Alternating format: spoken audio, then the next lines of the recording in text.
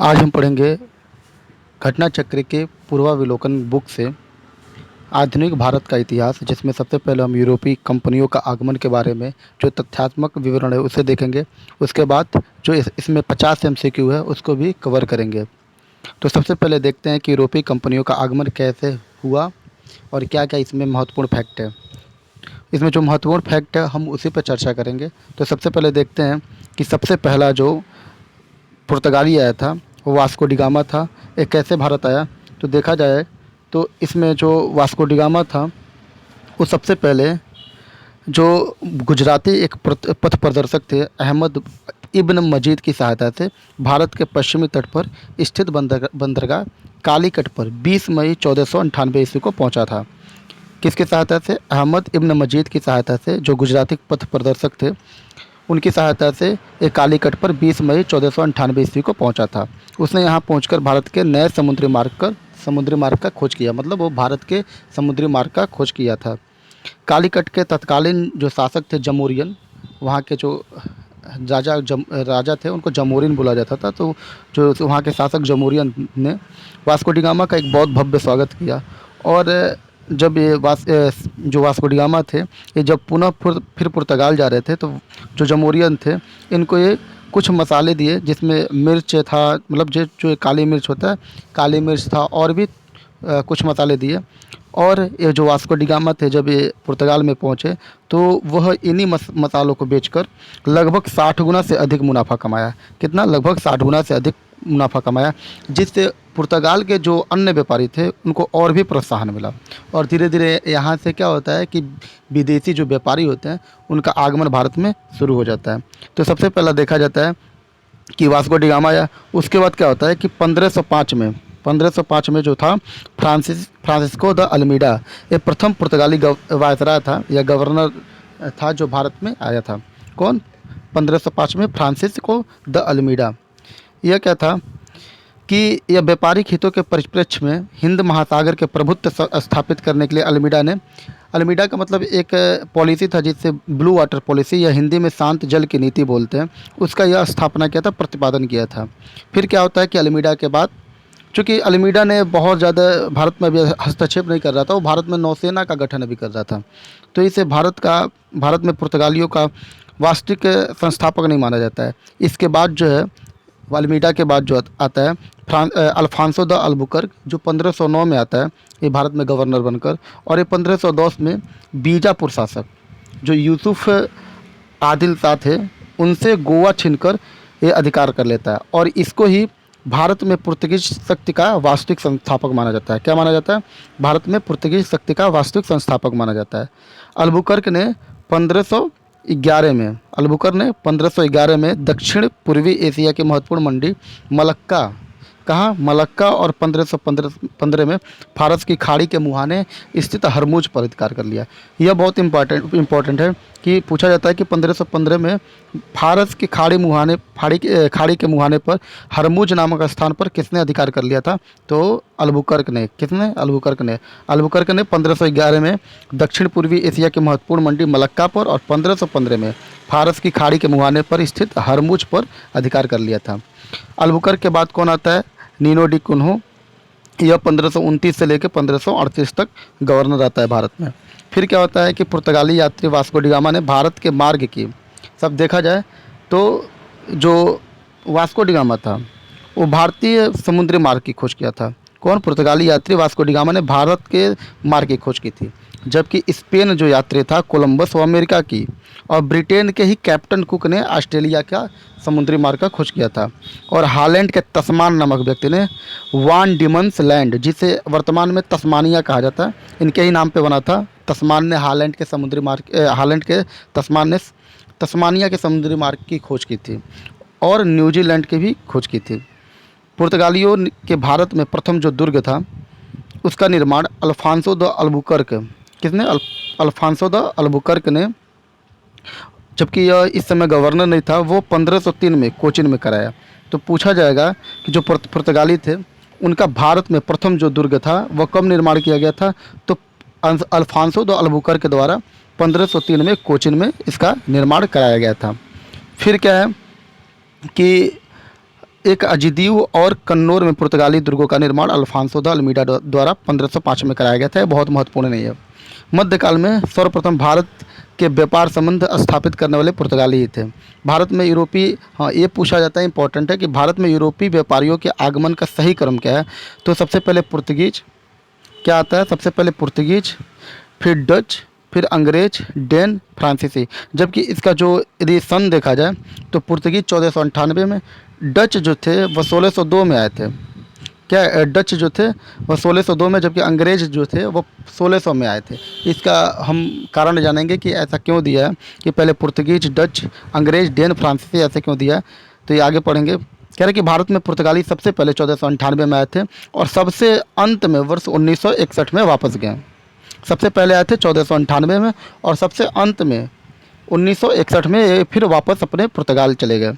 और 1961 में गोवा का जो पुर्तगाली गवर्नर था वो भारत में जो 1961 में गोवा का जो पुर्तगाली गवर्नर था वह जनरल मैनुअल एंटोनियो वासलो ए सिल्वा था, जो 1958 से लेकर 1961 में भारत का गवर्नर था। और स्वतंत्रता के समय, भारत के स्वतंत्रता के समय जो गोवा का गवर्नर था वह था जोसे फेरेइरा बुस्सा। कौन था? जोसे फेरेइरा बुस्सा था। आगे देखा जाए तो यूरोपीय शक्तियों के सर्वप्रथम पुर्तगाली व्यापारियों ने भारत में समुद्री व्यापारिक केंद्र स्थापित किए थे। इसमें देखा जाए तो 1503 में सबसे पहले पुर्तगालियों ने कोचिन में अपना जो व्यापारिक केंद्र था उसको स्थापित किया गया था। किसमें? 1603 में। और फिर पुर्तगालियों ने अपनी दूसरी, एक मिनट, पुर्तगालियों ने अपनी दूसरी जो था, हाँ, पहले तो 1503 में कोचिन में स्थापित किया था और 1505 में कन्नूर में अपनी दूसरी फैक्ट्री स्थापित किया। कहाँ पे? कन्नूर में अपनी दूसरी फैक्ट्री स्थापित किया। 1534 में पुर्तगालियों ने बंगाल के शासक, ये बहुत ही इंपॉर्टेंट क्वेश्चन और बहुत सारे परीक्षाओं में पूछा भी जाता है कि पुर्तगालियों ने बंगाल के किस शासक, तो गियासुद्दीन मोहम्मद शाह से सतगांव और चटगांव अपनी फैक्ट्री स्थापित करने की अनुमति प्राप्त की थी। कहाँ, कब? तो यह 1500, कब किया था? तो ये 1500, एक मिनट,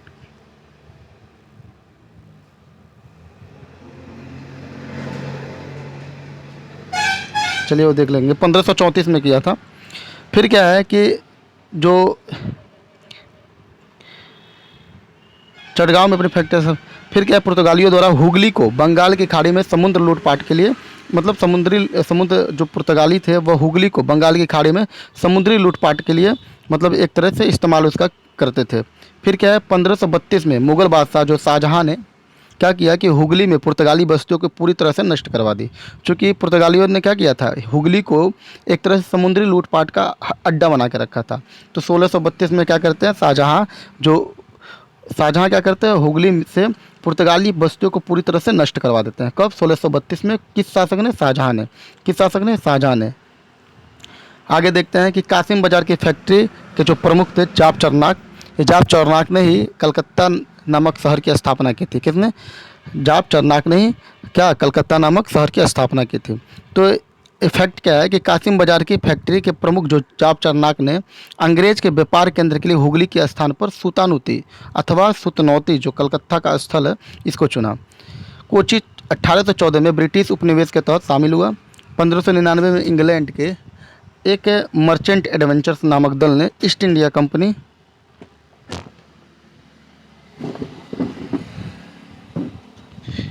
ईस्ट इंडिया कंपनी अथवा इसका जो पूरा नाम था the governor and company of merchant of London training into the east Indies की स्थापना की। दिसंबर 1600 में ब्रिटेन की महारानी एलिजाबेथ प्रथम ने इसे पूर्व के साथ व्यापार, पूर्व मतलब ये जो मतलब भारत और जो था उसके साथ जो व्यापार करने के लिए 15 वर्षों के लिए एकाधिकार एक मतलब अधिकार पत्र दे दिया था। किसको? ईस्ट इंडिया कंपनी को। महारानी जो थी वह 1600 में अधिकार पत्र दे दिया था 15 वर्षों के लिए। इस दौरान भारत का जो बादशाह था वह अकबर था। लिवेंट कंपनी को भी 1593 में स्थल मार्ग से भारत में व्यापार करने का अधिकार पत्र प्राप्त हुआ था। जहांगीर के शासनकाल में, किसके? जहांगीर के शासनकाल में इंग्लिश ईस्ट इंडिया कंपनी ने सर्वप्रथम 1611 में मसूलीपट्टनम और मछलीपट्टनम में एक अस्थायी कारखाना का स्थापना किया था। यह अस्थायी कारखाना था, जबकि 1613 में यही जो इंग्लिश वाले होते हैं, ब्रिटेन वाले होते हैं, वो सूरत में अपना एक अस्थायी कारखाना स्थापित कर लेते हैं। अब क्या है कि सूरत में एक क्या, सबसे पहले देखा जाए तो पुर्तगालियों ने 1503 में कोचीन में अपना फैक्ट्री स्थापित किया था। ब्रिटिश ने फिर 1613 में कहा सूरत में अपना अस्थायी, 1613 में सूरत में अस्थाई, और जबकि 1611 में मसूलीपट्टनम और मछलीपट्टनम में अस्थायी कारखाने का निर्माण किया था। जबकि डचों ने जो अपना फैक्ट्री था वो 1611 में स्थापित किया था, और जबकि फ्रांसीसियों ने 1668 में स्थापित किया था। कब? 1668 में फ्रांसीसी, और डचों ने 1616 में किया था। थॉमस बिस्ट नामक अधिकारी ने पुर्तगालियों को स्वाली के स्थान पर हराया था। 1661 में इंग्लैंड के जो यहाँ से फ्रांस और ब्रिटेन में जो वर्चस्व था यहाँ से ख़त्म होता है कि 1661 में इंग्लैंड के जो सम्राट थे चार्ल्स द्वितीय, उनका विवाह जो होता है पुर्तगाल की राजकुमारी कैथरीन से हो जाता है। उसके बाद क्या होता है कि जो पुर्तगाली होते हैं वो चार्ल्स को बम्बई उपहार में दे देते हैं, मतलब एक तरह से दहेज में देते हैं। और क्या करता है, जब ये चार्ल्स द्वितीय को ये दहेज में बम्बई मिल जाता है, तो बम्बई को क्या करता है, यह ईस्ट इंडिया कंपनी को 10 पाउंड वार्षिक एक तरह से किराया पर ये ईस्ट इंडिया कंपनी को दे देता है। बम्बई के जो गवर्नर थे जॉन चाइल्ड, यह 1688 में बम्बई और पश्चिमी समुद्री तट के मुग़ल बादशाह का घेरा डाला। और ये पूछा जाता है कि यही क्वेश्चन बनता है कि हज यात्रियों को बंदी बनाने का प्रयास सबसे पहले किसने किया था? तो हज यात्रियों को बंदी बनाने का सबसे पहला प्रयास किया था जॉन चाइल्ड ने 1688 में। फिर क्या है कि अब जब ये हज यात्रियों को बंदी बनाने का प्रयास किया था, तो जो औरंगजेब था वह इन सबों को, मतलब जो ये जॉन चाइल्ड थे, इसको गुस्सा के भारत से निष्कासित करवा देता है, भारत से हटा देता है।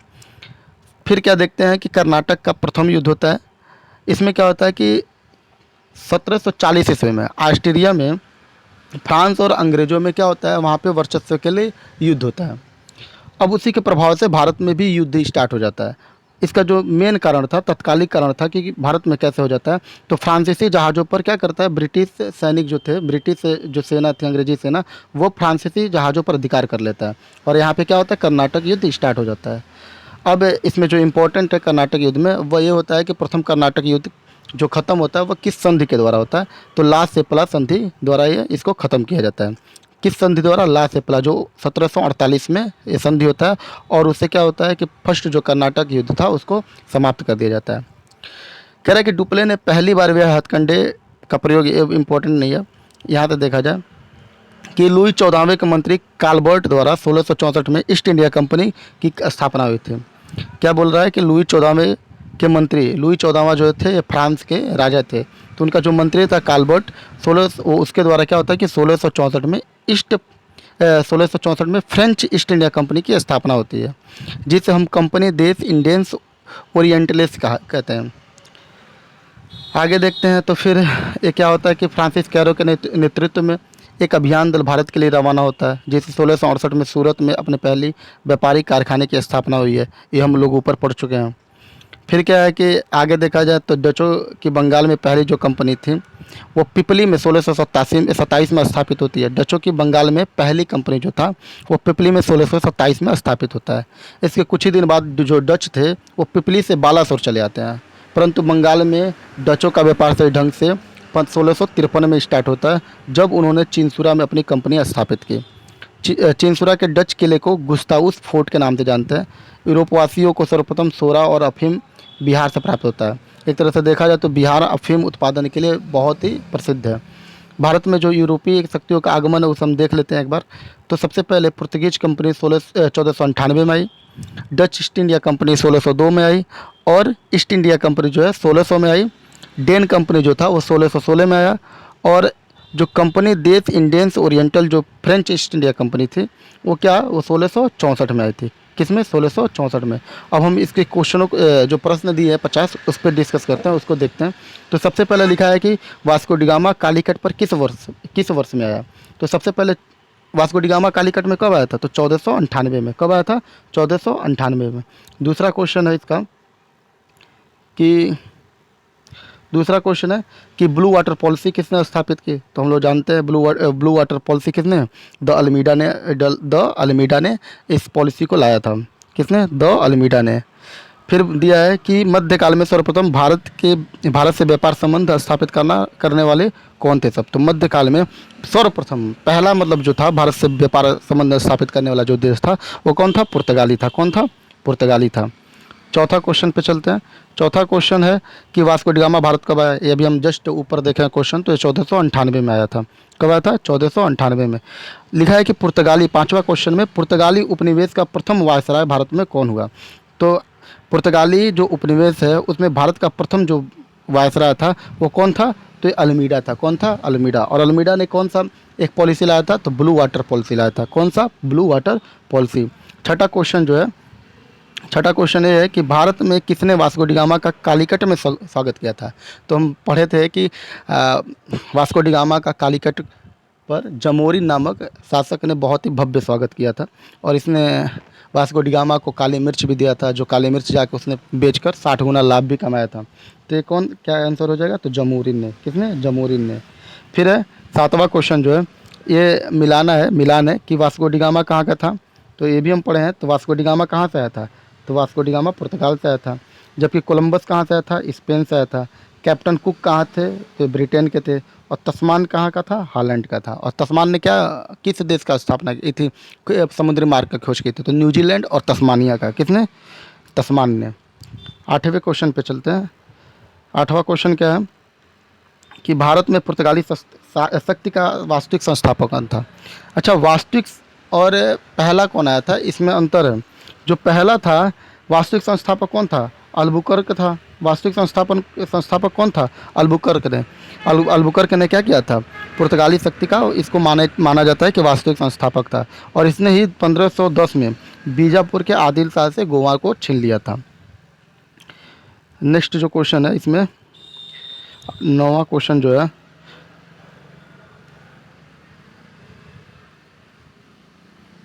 नवा क्वेश्चन है कि भारत में यूरोपीय शक्तियों के प्रवेश के संदर्भ में निम्न में से कौन सा कथन सही नहीं है?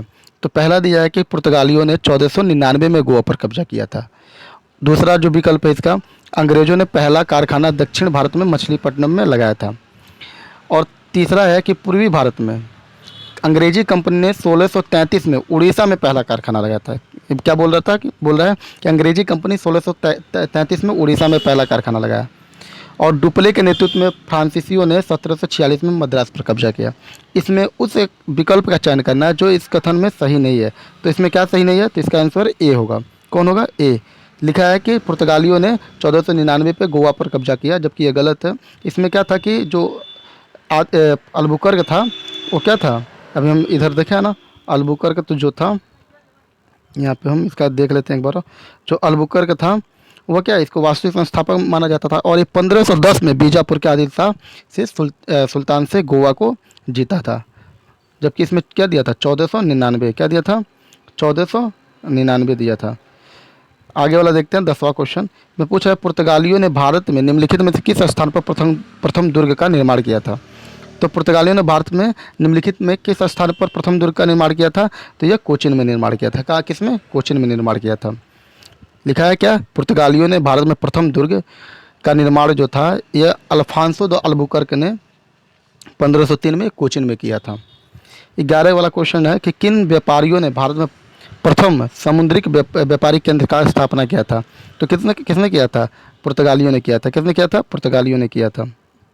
12 है कि बंगाल की निम्नलिखित फैक्ट्रियों में से एक जो पुर्तगालियों द्वारा स्थापित की गई थी तो कौन था? इसको भी हम पढ़े हैं ऊपर कि यह हुगली में किया गया था पुर्तगालियों द्वारा एक बंगाल में फैक्ट्री का स्थापना। 16 वाला क्वेश्चन जो है कि कलकत्ता का स्थापना किसने किया था? तो मैं ऊपर बताया भी था आप लोग को कि कलकत्ता का स्थापना कौन किया था? जाप चारनाक। कौन किया था? जाप चारनाक। जबकि एक क्वेश्चन और पूछता है कि मुंबई का स्थापना किसने किया था? तो ये अयंगर गेराल्ड ने किया था। किसने? मुंबई का स्थापना किसने किया था? अयंगर गेराल्ड ने। 17 वाला क्वेश्चन देखते हैं कि 17 वाला क्वेश्चन में कह रहा है कि कलकत्ता किसने बनाया था?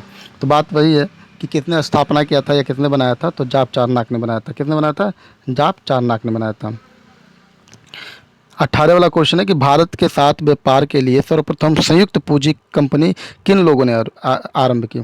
संयुक्त पूंजी कंपनी, तो ये संयुक्त पूंजी मतलब एक तरह से सब कोई मिला के कौन था, तो डेनिस था। क्या था, डेनिस था। इसको पढ़ लेते हैं, इसका जो डिटेल दिया है। कह रहा है भारत के साथ व्यापार के लिए सर्वप्रथम संयुक्त पूंजी कंपनी 1599 ईस्वी में लंदन में स्थापित ईस्ट इंडिया कंपनी थी, और इसके बाद 1602 में डच संसद द्वारा पारित प्रस्ताव में एक संयुक्त डच ईस्ट इंडिया कंपनी की स्थापना हुई। चूँकि ब्रिटेन इस ऑप्शन में है नहीं, तो फिर इसका जो सही आंसर होगा वह डेनिस होगा। तो डेनिस क्या ना, डच होगा। इसका सही उत्तर क्या होगा, डच होगा। तो देखा जाए तो ब्रिटेन भी क्या, ब्रिटेन भी और डच, ये दोनों क्या थे, संयुक्त पूंजी कंपनी थे। क्या थे, संयुक्त पूंजी कंपनी। इन जो भारत में कंपनी आया था उसमें कुछ सरकार द्वारा मदद से आते थे, और जबकि कुछ ऐसे कंपनी होते थे जो अपनी पूंजी को इकट्ठा करके आते थे। जैसे एक शेयर मार्केट होता है जिसमें कई लोग मिलकर अपना पूंजी लगाते हैं, वैसे डच और जो ब्रिटेन का ईस्ट इंडिया कंपनी था, ये दोनों संयुक्त पूंजी कंपनी था। तो 18 से 19 वाला क्वेश्चन देखते हैं कि निम्नलिखित कथनों में से कौन सा एक सही है। कह रहा है कि आधुनिक कोच्चि भारत की स्वतंत्रता तक डच उपनिवेश था। और ऑप्शन बी है कि डचों ने पुर्तगालियों को पराजित किया और आधुनिक कोच्चि में उन्होंने फोर्ट विलियम का निर्माण किया था। तीसरा जो ऑप्शन है इसमें बोल रहा है कि आधुनिक कोच्चि पहले डच उपनिवेश था, जिस पर बाद में पुर्तगालियों का अधिकार हो गया। और चौथा जो है इसमें कह रहा है कि पुर्तगाली कोच्चि कभी भी ब्रिटिश उपनिवेश का भाग नहीं था। तो इसमें एक जो सही है वो क्या है, बी है, कि डचों ने पुर्तगालियों को पराजित किया था। क्या किया था, डचों ने पुर्तगालियों को पराजित किया था, और आधुनिक कोच्चि में उन्होंने फोर्ट विलियम का निर्माण किया था। किसने निर्माण किया था, डचों ने। पुर्तगालियों को पहले तो पराजित किया था, उसके बाद में क्या हुआ कि इन्होंने कोच्चि में फोर्ट विलियम का निर्माण किया था। 20 वाला क्वेश्चन क्या है, तो 20 वाला क्वेश्चन क्या है, इसको एक बार डिटेल में भी देख लेते हैं। 19 वाला क्वेश्चन का इसका बस इतना ही दिया है कि डचों ने पुर्तगालियों को पराजित कर आधुनिक कोच्चि में विलियम फोर्ट का निर्माण किया। 20 वाला क्वेश्चन है कि भारत में ईस्ट इंडिया कंपनी की सफलता का राज क्या था। कि ईस्ट इंडिया कंपनी भारत में क्यों सफल हो गई, तो कह रहा है कि भारत में राष्ट्रीय भावना की कमी थी, इसलिए सफल हो गई। दूसरा जो है कि कंपनी की सेना को पश्चिमी प्रशिक्षण मिला था और उनके पास आधुनिक हथियार थे, इसलिए ईस्ट इंडिया कंपनी भारत में सफल थी। तीसरा है कि भारतीय सैनिकों में राष्ट्रीय भावना का अभाव था, जिसके फलस्वरूप कोई जो उन्हें अच्छा वेतन दे, उन अपनी सेवा मतलब एक तरह से जो उनको अच्छा वेतन देगा वो उसमें लग जाएंगे काम करने के लिए। तो तीसरा ऑप्शन है। चौथा है कि ये तीनों है। तो भारत में ये क्या था कि ये तीनों ऐसा देखा गया था कि भारत में सबसे पहले तो राष्ट्रीय भावना की कमी थी। दूसरा क्या था कि कंपनी की सेना को जो पश्चिमी प्रशिक्षण मिला था वो मिला था, और उनके पास एक तरह से आधुनिक हथियार भी थे। और भारतीय सैनिकों में राष्ट्रीय भावना का अभाव भी था, क्योंकि उनको अच्छा सैलरी मिलता था, तो वो ये नहीं देखते थे कि ब्रिटेन की सेना में हम काम कर रहे हैं। वो ब्रिटेन की सेना में भी क्या होते थे, नियुक्त हो जाते थे कुछ मतलब सैलरी के लिए। ये 21 वाला क्वेश्चन देखते हैं कि इसमें दिया है कि निम्नलिखित ब्रिटिश कंपनियों में से किसे भारत में व्यापार करने का पहला अधिकार पत्र प्राप्त हुआ। तो इसकी कौन था, जिसको ब्रिटिश कंपनी में कौन ऐसा था कि जिसमें भारत में पहला अधिकार प्राप्त हुआ था, तो ईस्ट इंडिया कंपनी था। जबकि हमने ये भी देखा है कि एक इसके बाद भी कौन था, लिवेंट कंपनी था, इसको भी अधिकार पत्र प्राप्त हुआ था। 22 वाला क्वेश्चन है कि लंदन में ब्रिटिश ईस्ट इंडिया कंपनी के गठन के समय भारत का निम्नलिखित में से कौन सा बादशाह था। तो ईस्ट इंडिया कंपनी के गठन के समय तो ईस्ट इंडिया कंपनी कब आया था, 1600 में आया था। और 1600 में कौन बादशाह था, तो 1600 में अकबर था, क्योंकि इसका जो मृत्यु हुआ था वो कितने में हुआ था, 1605 में हुआ था। 23 वाला जो क्वेश्चन है, 23 वाला जो क्वेश्चन है उससे देखते हैं। 23 वाला जो क्वेश्चन है उसमें कह रहा है कि किस मुगल सम्राट के काल में इंग्लिश ईस्ट इंडिया कंपनी में सर्वप्रथम कारखाना स्थापित किया।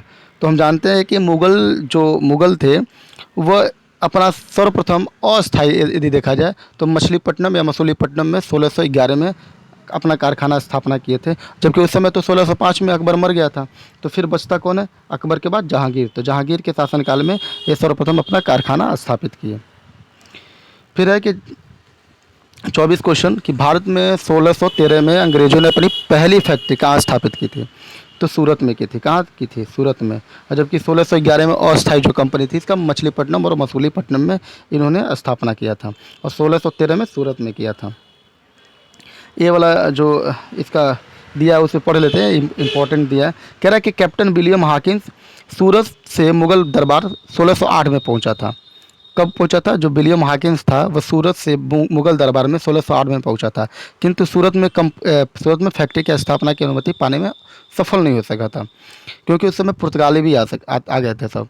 कह रहा है कि 1611 में पुर्तगालियों के विरोध के बावजूद कैप्टन मिल्टन सूरत के समीप सवाली पहुंचा और मुगल गवर्नर से वहां व्यापार करने की अनुमति पाने में सफल हो गया। ठीक है। कैप्टन थॉमस बेस्ट द्वारा सूरत के बंदरगाह की विजय ने पुर्तगाली एकाधिकार की निरंतरता को भंग किया। तदुपरांत अंग्रेजों ने सूरत में 1613 में क्या किया? अस्थायी रूप से अपनी फैक्ट्री स्थापित कर ली थी।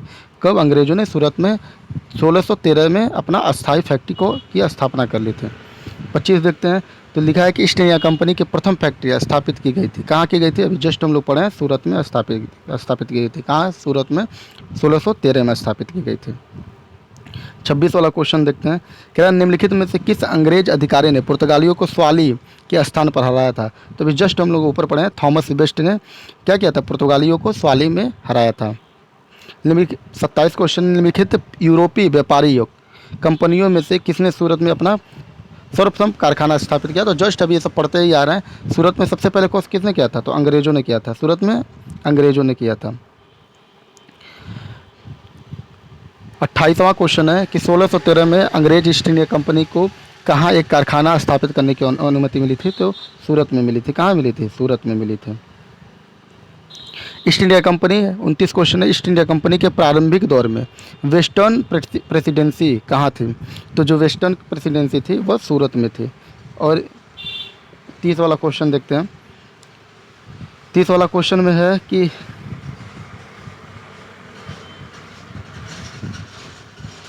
कह रहा है कि ब्रिटिश ईस्ट इंडिया कंपनी ने बम्बई किससे लिया था? तो पुर्तगालियों से लिया था। ये हम लोग पढ़े थे कि वहाँ का राजा कौन था? चार्ल्स द्वितीय ने पुर्तगाल की महारानी कैथरीन से शादी कर लिया था। उसके बाद दहेज में उसे मुंबई मिल गया और मुंबई को उसने ईस्ट इंडिया कंपनी को 10 पाउंड वार्षिक एक किराए पर दे दिया था। तो ईस्ट इंडिया कंपनी ने बम्बई किससे लिया था? तो पुर्तगालियों से लिया था। 31वां क्वेश्चन देखते हैं। तो ईस्ट इंडिया कंपनी ने किस अंग्रेज गवर्नर को औरंगजेब द्वारा भारत से निष्कासित कर दिया गया था? तो हम जानते हैं कि सर जॉन चाइल्ड को भारत से निष्कासित कर दिया था और ये औरंगजेब ने किया था, क्योंकि इसने क्या किया था कि हज यात्रियों को ये बंदी बनाने का प्रयास किया था। नेक्स्ट क्वेश्चन देखते हैं, 32 वाला क्वेश्चन। तो कह रहा है कि निम्नलिखित में से प्रथम कर्नाटक युद्ध का कौन सा तत्कालिक कारण था? तो हम जानते हैं कि प्रथम कर्नाटक युद्ध था जो वह 1740 में ऑस्ट्रिया का भी युद्ध हो रहा, ऑस्ट्रिया पर वर्चस्व प्राप्त करने के लिए फ्रांस और ब्रिटेन में युद्ध हो रहा था। तो इसका जो तत्कालिक कारण था वो ये था कि अंग्रेज़ों ने फ्रांसीसी जहाज़ों पर क्या कर लिया था? अधिग्रहण कर लिया था, जिससे वही युद्ध क्या हुआ? कर्नाटक में भी शुरू हो गया था। 32 के बाद 33 क्वेश्चन देखते हैं कि कर्नाटक युद्ध किन किन के मध्य लड़ा गया? तो हम जानते हैं कि अंग्रेज और फ्रांसीसी के बीच में लड़ा गया था। अंग्रेज और फ्रांसीसी के बीच में कब? 1746 में। कब? 1746 में। 34 क्वेश्चन पे चलते हैं। तो 34वां क्वेश्चन है कि इसमें मिलान करना है कि कह रहा है कि प्रथम जो कर्नाटक युद्ध है वह किस संधि पे ख़त्म हुआ था? तो ये चौथे के संधि पे ख़त्म हुआ था। किसके संधि पे? चौथे संधि पे। इसमें देखते हैं कि 4 ऑप्शन है जिसमें सी सही है। तो पहला क्या है कि कर्नाटक युद्ध क्या है? पहला देखिए, चौथा इसका दिया है। बी जो है, बी का पहला दिया है कि तृतीय कर्नाटक युद्ध जो था वह क्या था? वह पेरिस की संधि से अंत हुआ था। जबकि प्रथम कर्नाटक युद्ध ला सैपला और जो द्वितीय कर्नाटक युद्ध था वो इसमें ब्रिटिश की हार हो गई थी। और चौथा जो था, डी जो था, प्रथम मैसूर युद्ध, इसका अनिर्णायक युद्ध है। जबकि प्रथम मैसूर युद्ध में ये देख लीजिएगा क्वेश्चन, प्रथम मैसूर युद्ध में हैदर अली से अंग्रेज़ों का युद्ध हुआ था, जिसमें हैदर अली जीत गए थे। क्या हो गए थे? हैदर अली जीत गए थे और उसमें मद्रास की संधि हुई थी, जबकि इसमें दिया नहीं है ऐसा। तो इस क्वेश्चन को आप लोग देख लीजिएगा। चलते हैं आगे वाले क्वेश्चन पे। तो इसमें 35 वाला क्वेश्चन जो है कह रहा है कि 35 वाले क्वेश्चन में क्या है कि निम्नलिखित में से कौन सा एक सही सुमेलित है? तो जो ये है कि कर्नाटक का प्रथम युद्ध हुआ था, ये सही है कि 1746 से 48 में हुआ था। कर्नाटक का तृतीय युद्ध, ये भी सही है। कर्नाटक का जो द्वितीय युद्ध था वह 1750 से 1752 में नहीं, जबकि 1749 से 1749 से 1754 के बीच में लड़ा गया था। प्रथम जो कर्नाटक युद्ध था वह 1746 से 48, द्वितीय युद्ध 49 से 54 और तृतीय युद्ध जो था वह 58 से 63। और पानीपत का जो तृतीय युद्ध था ये हम जानते हैं कि 1761 में हुआ था। किसके? अहमद शाह अब्दाली की। और एक मिनट,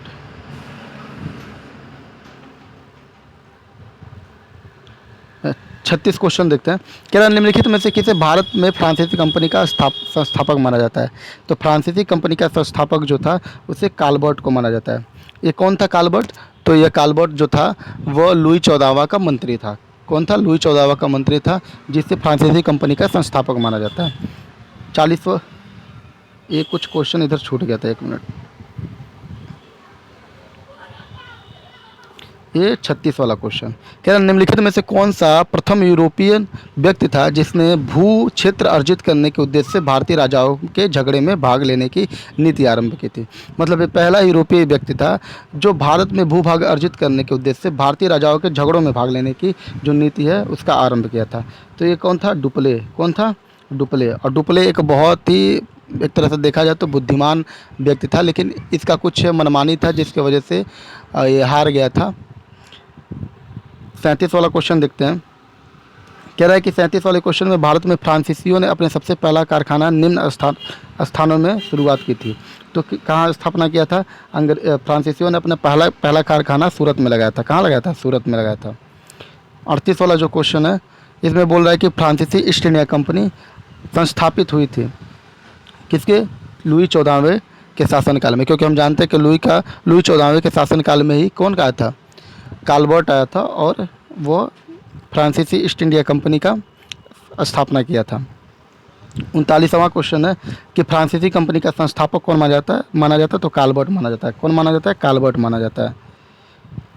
40वां क्वेश्चन है कि बंगाल में निम्न में से कौन सा कारखाना डचों ने स्थापित किया था? तो कौन? चिंसूरा और एक और था। कौन था? चिंसूरा और एक और बी और, अच्छा हाँ, बी और सी में चिंसूरा था और हुगली था। कौन था? चिंसूरा और हुगली। बंगाल में डचों द्वारा चिंसूरा और हुगली में कारखाना स्थापित किया गया था। डच ईस्ट इंडिया कंपनी ने किस वर्ष अपनी फैक्ट्री पटना में स्थापित की थी? तो यह 1632 में डच ईस्ट इंडिया कंपनी ने अपनी फैक्ट्री पटना में स्थापित की थी। 42 वाला जो क्वेश्चन है, 42 वाले क्वेश्चन में क्या है? 42 वाले क्वेश्चन में क्या है? एक मिनट,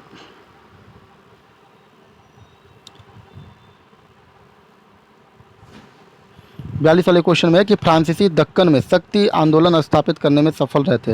मतलब फ्रांसीसी जो है दक्कन में शक्ति आंदोलन स्थापित करने में असफल रहे थे। क्यों? क्योंकि जो अंग्रेज़ों की फ़ौज थी वो बहुत ही शक्तिशाली थी। अंग्रेज़ की फ़ौज क्या थी? बहुत शक्तिशाली थी। इसीलिए फ्रांसीसी जो थे वो दक्कन में अपनी शक्ति आंदोलन स्थापित करने में असफल रहे थे। 43वां क्वेश्चन जो है, निम्न यूरोपीय शक्तियों ने भारतीय व्यापार में समय समय पर प्रवेश किया। तो इसमें कह रहा है कि इसको कूट द्वारा बताना है कि किसने, मतलब किस समय पर कौन समय पर कौन आया था सबसे पहले। तो इसमें क्या है कि सबसे पहले पुर्तगाली आया था। कौन आया था? सबसे पहले पुर्तगाली आया था।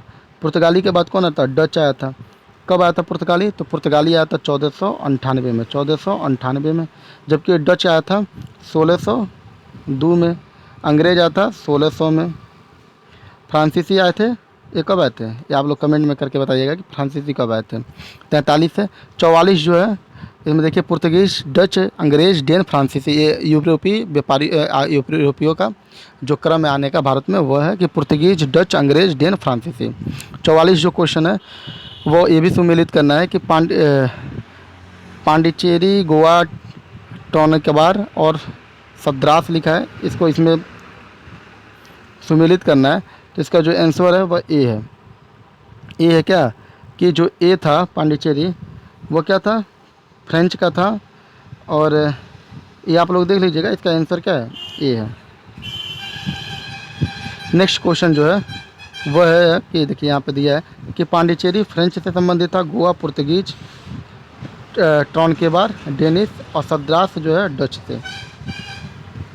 कह रहा उस क्षेत्र की पहचान करें जहाँ से यूरोपवासियों को सर्वप्रथम सोरा और अफीम प्राप्त हुआ था। तो ये बिहार था। कौन था? बिहार। चूँकि बिहार को अफीम का उत्पादक, मतलब एक अफीम के उत्पादन के लिए बिहार बहुत ही प्रसिद्ध है। तो यूरोपवासियों को सर्वप्रथम जो सोरा और अफीम था वह बिहार से प्राप्त हुआ था। कहाँ से? बिहार से प्राप्त हुआ था। 46वां क्वेश्चन है कि अंग्रेजी शासनकाल में भारत का वह कौन सा क्षेत्र अफीम उत्पादन के लिए प्रसिद्ध था? तो अभी जस्ट ऊपर पढ़े हैं, ये बिहार था। कौन था? बिहार था। कौन था? बिहार था। 47 क्वेश्चन जो है वह ये है कि निम्नलिखित यूरोपियों में से कौन सा एक स्वतंत्रता पूर्व भारत में व्यापारी के रूप में सबसे अंत में आया? तो ये थे फ्रांसीसी। कौन थे? फ्रांसीसी थे, जो ये सबसे अंत में आते हैं। 48वां क्वेश्चन जो है निम्नलिखित में से किन स्थानों पर डचों ने अपने व्यापारिक केंद्र स्थापित किए थे? तो सबसे पहले ये सूरत में किए थे, फिर भरूच में और आगरा में। कहाँ का व्यापारिक जो अड्डे थे इनके? सूरत, भरूच और आगरा में। कहाँ का? सूरत, भरूच और आगरा में। 49 जो क्वेश्चन है, 49 क्वेश्चन जो है वह है कि निम्नलिखित पर विचार कीजिए। सबसे पहला है कि इसमें कौन सा सही है? तो इसमें दिया है कि मृदा के स्वरूप और उपज के गुणों के आधार पर जो भूमि, एक मिनट दिख नहीं रहा है पहले ऑप्शन। दूसरा देखते हैं, युद्ध में चलती फिरती तोपों का उपयोग। इसको देख लीजिए, हाँ आ गया। कह रहा है कि मृदा के स्वरूप और उपज के गुणों के आधार पर भूमि राजस्व का मूल्यांकन। और इसमें दूसरा दिया है कि युद्ध में चलती फिरती तोपों का उपयोग। तीसरा दिया है तंबाकू और लाल मिर्च की खेती। तो ये दिया है कि इस पर विचार करना है कि कौन सही है। कह रहा है कि अंग्रेज़ों की भारत को देन थी। कौन अंग्रेज़ों द्वारा भारत को मिली है? तो इसका जो सही आंसर वह डी है, कोई भी नहीं, मतलब इनमें से कोई नहीं। पुर्तगालियों से हमें बहुत सारा चीज़ मिला है, जैसे तंबाकू, आलू, बहुत सारी चीज़ें जो पुर्तगालियों की देन थी भारत में।